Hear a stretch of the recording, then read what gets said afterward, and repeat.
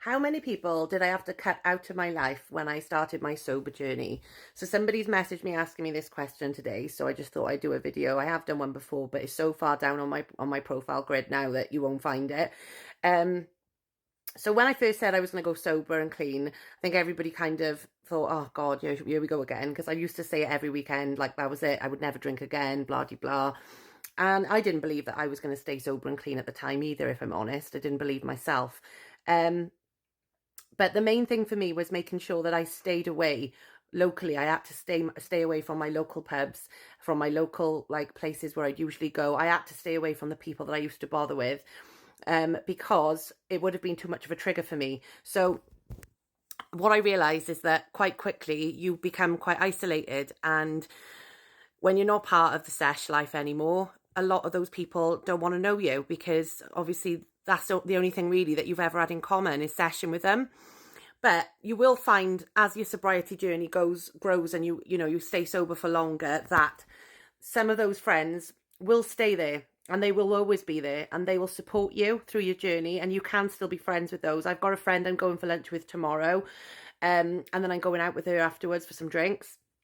Obviously I'm having alcohol-free drinks and she'll be drinking normal drinks, but like she's the sort of person that I would have seshed with before, and she's been amazing support to me, and encourages me to stay sober. I know she's not going to try and drag me down that road or whatever, and I trust myself around certain people. But there are other people then that I wouldn't necessarily still choose to bother with, or places I still wouldn't want to go. You will lose a lot of friends, guys, but in reality, a lot of these people are not your friends anyway. You don't realize it, but you're just friends with them because it makes you feel better about what you've been doing. I chose to bother with people that did the same things that I was doing because it kind of eased my conscience a little bit and made me think that I was okay doing what I was doing, and kind of gave me the okay to keep going doing it, because if everyone else around you is doing it, you don't feel like the only one, and you don't feel guilty for it. But obviously it's not real. This is not real. Sesh life is not real. The sesh friends are not real. And when you get away from it, and I'm 5 months in now, and I never thought I'd get 5 months in, but now that I am, I've realized that I've probably got a very small circle of real friends, but they're friends that some of them are friends that I did sesh with, and I can still bother with them. You're not going to keep all of them, unfortunately. Some of them will just, lose interest in you because you're not doing what they want you to do. But a lot of them will be supportive. You'll be surprised at how many people will be supportive towards your journey, and how many people maybe want to join your journey as well. I've had a lot of people that want to go sober and clean since I have, and have rooted for me and told me to carry on going, even when it's been difficult.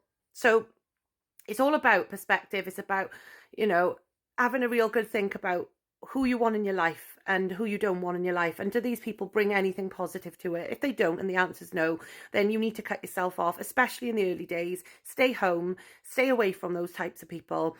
If you have to block numbers, guys, block numbers. Do what you've got to do at the end of the day. It's your life, it's your recovery, and if you think that you're going to get dragged down by somebody else, then you need to protect yourself from that.